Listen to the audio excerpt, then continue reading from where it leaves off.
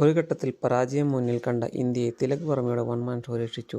ഇംഗ്ലണ്ടുമായുള്ള രണ്ടാം ട്വൻ്റി-ട്വൻ്റിയിൽ 4 ബോളും 2 വിക്കറ്റും ബാക്കി നിൽക്കെ ഇന്ത്യ ജയിച്ചു കയറിയപ്പോൾ ഹീറോയായത് തിലകാണ്. ഇംഗ്ലണ്ട് നൽകിയ 166 റൺസിൻ്റെ വിജയലക്ഷ്യം 19.2 ഓവറിൽ 8 വിക്കറ്റിന് ഇന്ത്യ മറികടക്കുകയായിരുന്നു. പുറത്താകാതെ 72 റൺസുമായി ഏറെക്കുറെ തനിച്ചാണ് തിലക് ഇംഗ്ലണ്ടിൻ്റെ അന്തകനായത്. വെറും 55 ബോളിലാണ് അദ്ദേഹം 77 റൺസിലെത്തിയത്. 5 കൂറ്റൻ സിക്സറും 4 ഫോറും ഇതിലുൾപ്പെടും. ഇന്ത്യൻ നിരയിൽ മറ്റാരും തന്നെ 30 റൺസ് പോലും നേടിയില്ല എന്ന് പറയുമ്പോഴാണ് തിലകിൻ്റെ ഇന്നിങ്സ് ഇത്ര വലിയ ഇമ്പാക്റ്റ് കളിയിലുണ്ടാക്കിയതെന്ന് വ്യക്തമാവുക. തിലകിനെ കൂടാതെ 26 റൺസെടുത്ത വാഷിംഗ്ടൺ സുന്ദറാണ് ഇന്ത്യയുടെ മറ്റൊരു പ്രധാന സ്കോറർ.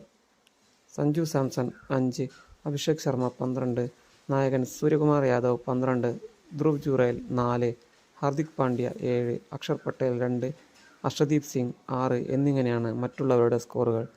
ജയത്തോടെ 5 മത്സരങ്ങളുടെ പരമ്പരയിൽ ഇന്ത്യ 2-0 മുന്നിലെത്തി. അടുത്ത മത്സരം ചൊവ്വാഴ്ച രാജ്കോട്ടിൽ നടക്കും.